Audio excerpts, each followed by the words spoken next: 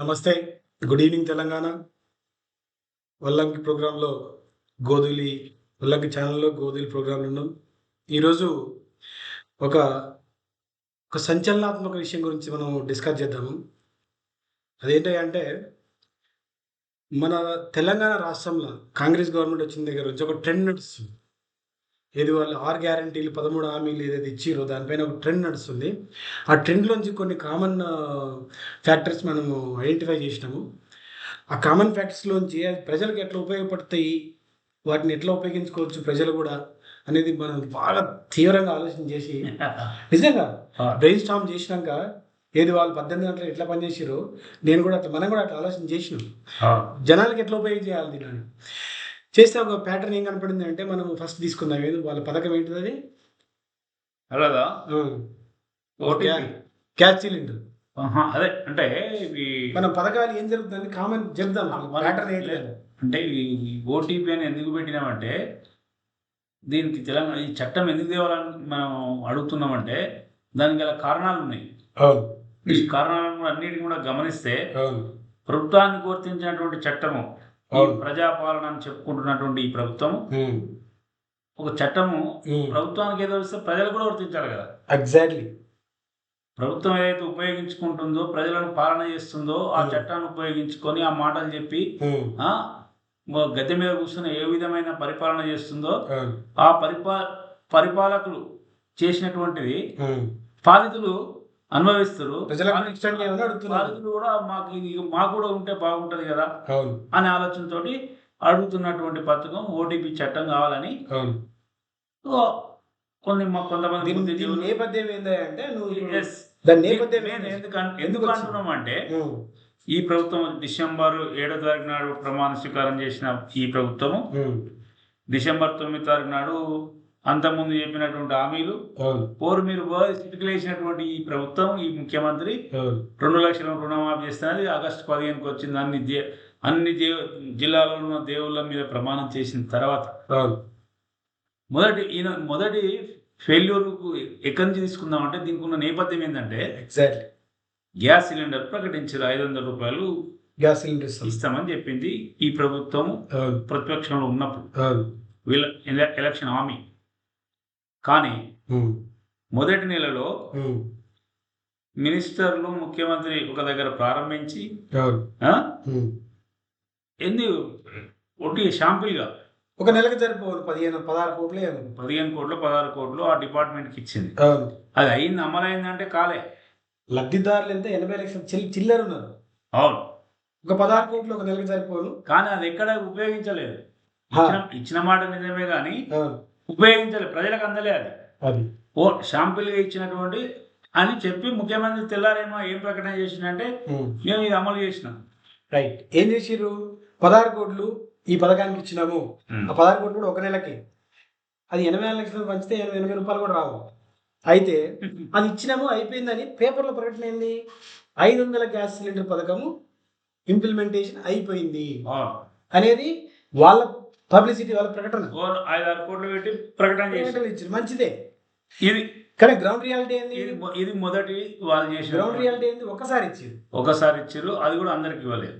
అందరికి ఇవ్వలే. శాంపుల్ ఏదైనా శాంపుల్స్ ఆ గ్యాస్ సిలిండర్ శాంపుల్స్ వదిలేరు, వాళ్ళకి అయిపోయిందని చెప్పుకోరు. దానికి ఉన్న నేపథ్యం అది. రైట్. రెండవది బస్ ఫ్రీ చేసారు. ఇది స్టిల్ కంటిన్యూ నడుస్తుంది.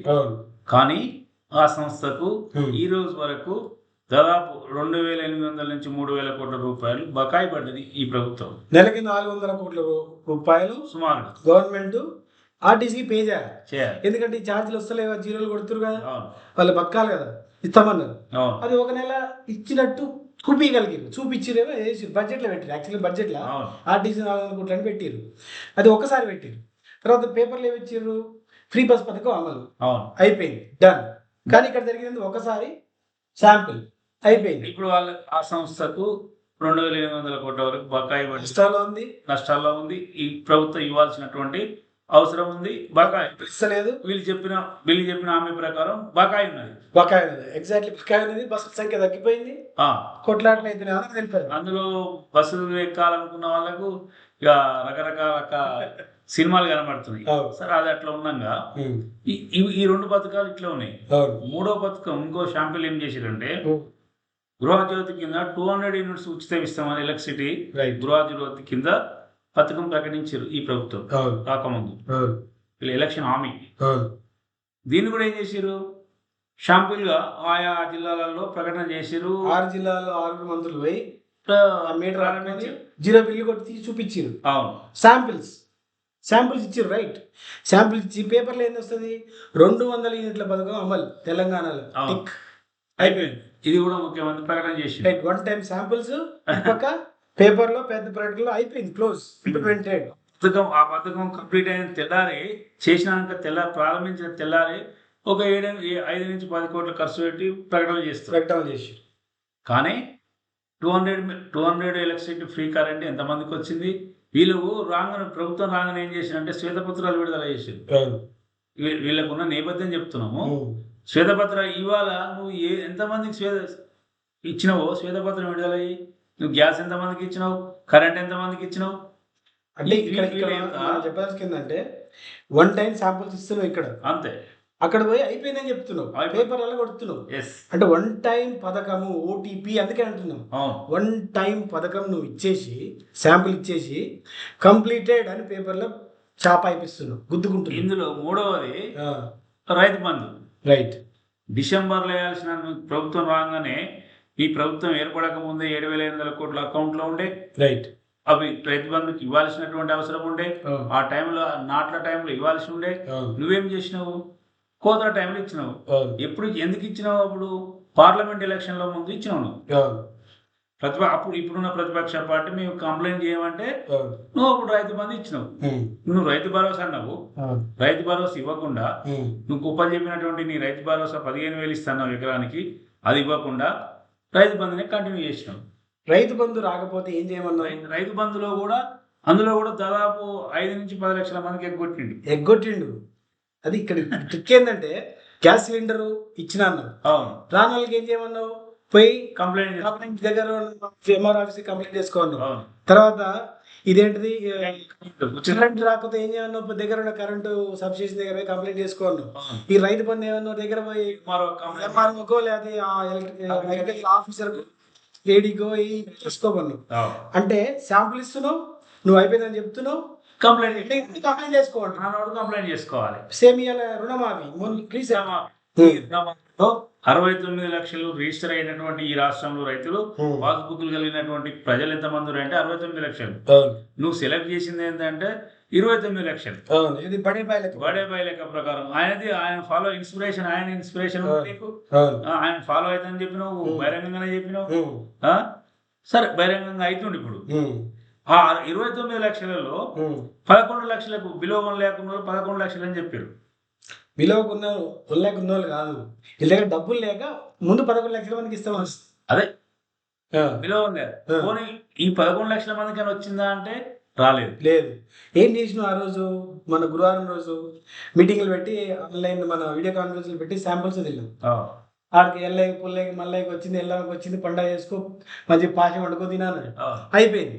తర్వాత ఇవాళ ఏమంటున్నావు, రాలేదని చాలా మంది బ్యాంకులు పోయి ఆడ కూర్చొని పెళ్లి చేస్తుంటే వాళ్ళకి ఏం చెప్తారంట, దగ్గరలోని ఎంఆర్ ఆఫీస్కో అర్జీ పెట్టుకో, అయితే కలెక్టరేట్కో, ప్రజావాణిలో పెట్టుకో. ఈ విలువ లేకున్నటువంటి రుణం తీసుకున్న ఈ రైతులు ఎక్కడికి పోతున్నారంటే బ్యాంకులకు పోతున్నారు. మీది రాలేదు, నేను నెక్స్ట్ లిస్ట్ వస్తుందేమో మాకు తెలియదు అని బ్యాంకర్ చెప్తున్నారు. మేము ఆల్రెడీ ఇచ్చేసినామని ఒక మాట అంటారు, ఇంకా మీకైతే పడలేదని ఇంకొక మాట చెప్తున్నారు. నెక్స్ట్ ఏడికి పోతారు వీళ్ళు, అగ్రికల్చర్ ఏవో కాడికి పోతారు. అదే వీళ్ళకున్న టెక్నిక్ అదే కదా. అంటే వాళ్ళు ఓటీపీ అనే ఒక ఏదైతే సిద్ధాంతం చట్టం వాడుతున్నారో దాంట్లో ఇదే. మీకు రాకపోతే రాకపోవడానికి మెకానిజం ఉంది, పోయి కంప్లైంట్ చేసుకోండి, వస్తుంది ఎప్పుడో. వాస్తవానికి ఇందులో కంప్లైంట్ చేయడానికి ఇవన్నీ ఏం అవసరం లేదు. బ్యాంకర్ కాడ లిస్ట్ ఉంది, ఇక్కడ కూడా నీకు మోసం అని అర్థమవుతుంది. వాళ్ళు ఎట్లా వాడుకుంటారు మనల్ని. పక్క ఏం చేసిరు, ఏకకాలంలో 2 లక్షల రుణమాఫీ అని తెలుగు ఇంగ్లీషు చెడు సాబ్కా సాబ్ దేశం మొత్తం ఇచ్చేసారు. మంచిదే, నేషనల్ న్యూస్ లో కూడా వచ్చింది. అయితే మేమేమి ఐడెంటిఫై చేసినాం ఈ 2 లక్షల ఉద్యోగాల సంగతి కూడా. ఈ 2 లక్షల ఉద్యోగాలు కూడా మొన్న ఈ 15 రోజులు వాళ్ళు తన్ను తిన్నారు, అరెస్టులు అయ్యారు, నిరాహార దీక్షలు చేసారు. అరే ఈ నిర్ణయం ఏందో ఆ రోజు తీసుకుంటే అయిపో కదా, నీకే మంచి పేరు ఉండే. డిఎస్సికి ప్రిపేర్ అయ్యే వాళ్ళు వాళ్ళు హ్యాపీగా ఉండేటోళ్ళు. అది వేరే టాపిక్ అయిపోతుంది ఇప్పుడు. అయిపోతుంది అంటే వీళ్ళకు ఉన్నటువంటి రాగానే డిసెంబర్లో రాగానే ఏం చేసినాయంటే 30,000 ఉద్యోగాలు కేసీఆర్ నోటిఫికేషన్ ఇచ్చి ఎగ్జామ్ పెట్టి అయిపోయిన ఉద్యోగాలు వీళ్ళు అపాయింట్మెంట్ లెటర్ ఇచ్చి మేము ఇచ్చినాం అన్న. ఇవాళ డిఎస్సి 11,000 ఇంకా గ్రూప్ 5,000 పోస్టులు అవి సంథింగ్ అవన్నీ వేసేసి 500 గ్రూప్ 1 మిగతా 2,000 ఉన్నాయి కదా, ఇవన్నీ కలిపి దగ్గర 54,000 ఉద్యోగాలు మేము ఇచ్చేసామని చెప్పేసి ఆల్రెడీ. వీళ్ళు పేపర్లు కూడా ప్రకటించుకుంటారు 54,000 ఉద్యోగాలు ఆల్రెడీ 7 నెలలు ఇచ్చేసినామని చెప్తారు. మంచిదే, నువ్వు ఇచ్చిందంటే ఏం లేదు తెలుసు అందరికి, నువ్వు కొత్తగా ఇచ్చిన ఏం లేదు. ఇప్పుడు ఈ 5 అంశాలను దృష్టిలో పెట్టుకొని మేము చెప్పేది, మనం మాట్లాడుకునేది ఏంటంటే ఓటీపీ ఎందుకన్నామంటే ఈ స్కీములను గ్యాస్ సిలిండర్ను, బస్ టికెట్ను, ఉచిత కరెంటును, రైతు బంధును, రుణమాఫీని, 2 లక్షల ఉద్యోగాలను అన్ని ఇచ్చినాయని చెప్తున్నావు కదా, కంప్లీట్ అయిందని చెప్తున్నావు కదా, కంప్లీట్ అయిందని పేపర్లో ప్రకటనలు చేసుకుంటున్నావు కదా. నువ్వు అంటే ఇది ఒక శాంపిల్ ఇస్తున్నావు అయిపోయిందని చెప్తున్నావు, దీన్ని ఓటీపీ కింద తీసుకోవాలి.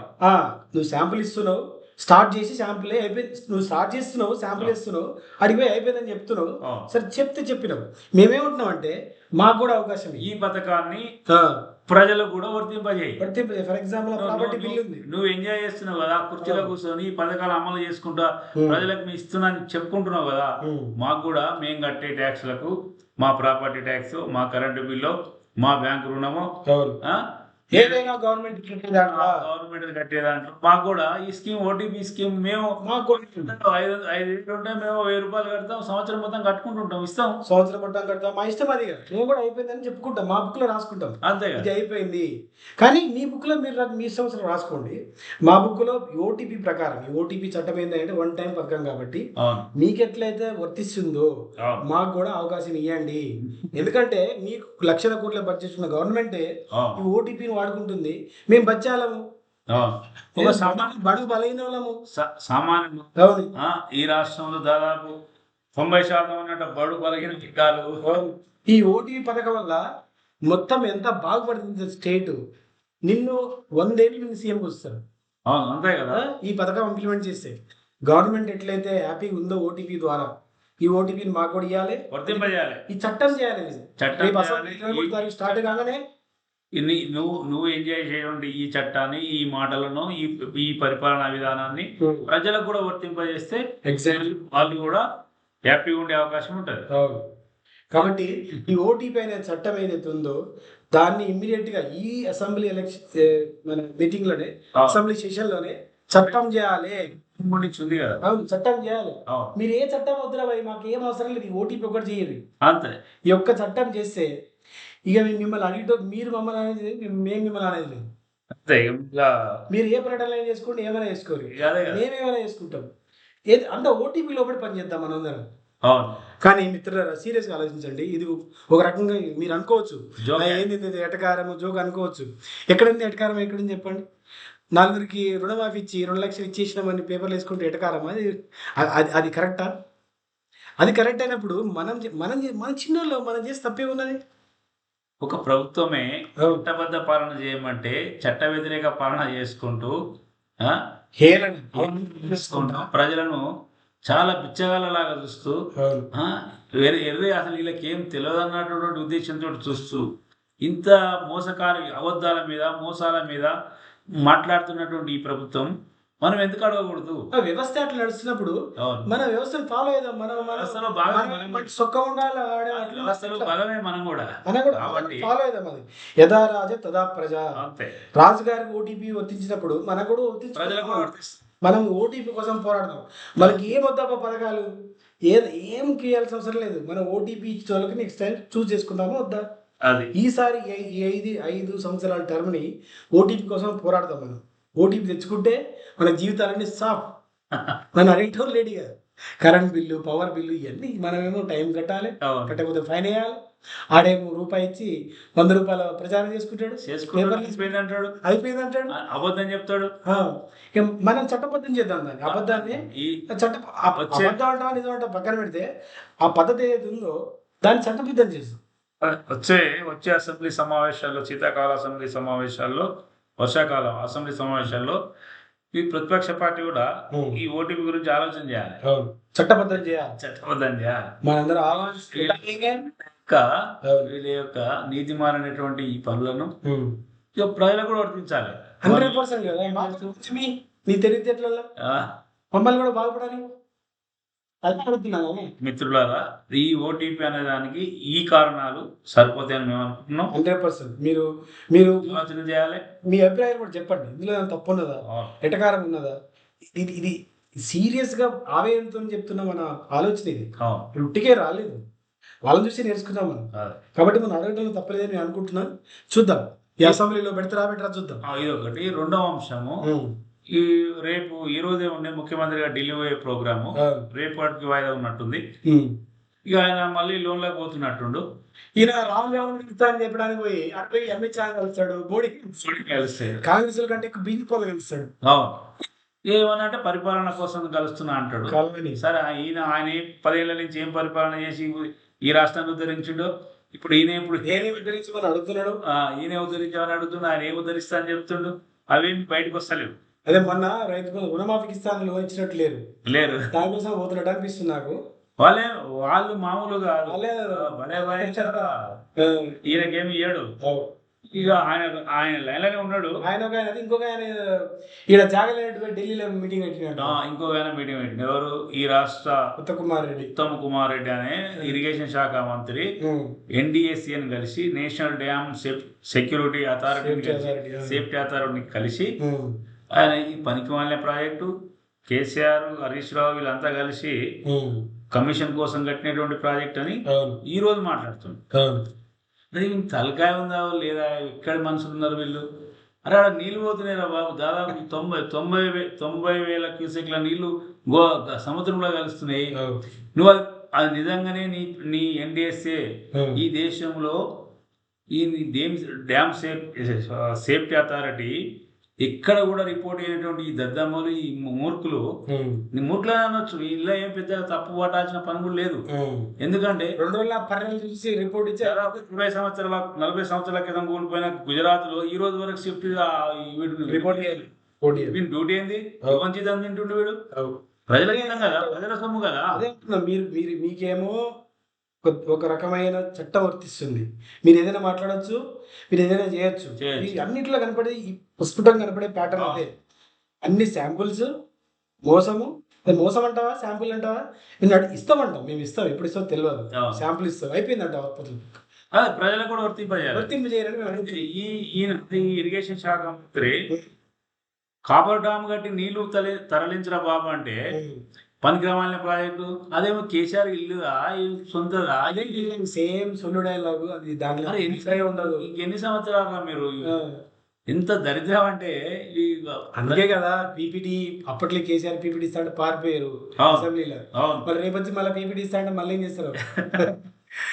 ఇది మిత్రులారా, వీళ్ళకు ఉన్నటువంటి అవగాహన, ఈ రాష్ట్రం పట్ల ఉన్నటువంటి శ్రద్ధ, ఈ వాళ్ళకు ఉన్నటువంటి చట్టబద్ధ పరిపాలన చేయడము ఈ 65 సంవత్సరాలు కాంగ్రెస్ పార్టీ చేతగాలేదు. చేసి ఉంటే మన తాతలు, మన తండ్రులు ఇబ్బంది చట్టము మనకు కూడా కావాలని అడుగుతున్నాం. తెచ్చుకుందాం మనం. ఇప్పుడు చట్ట వ్యతిరేకమైన పనులు చేస్తారు. అది కూడా మనకు చట్టం చేద్దాము. అదే చట్టం చేద్దాం. అది మా ప్రజలు కూడా వర్తింపజేయాలి. Right, that's what we want. మిత్రులారా, ఇది గమనించగలరు.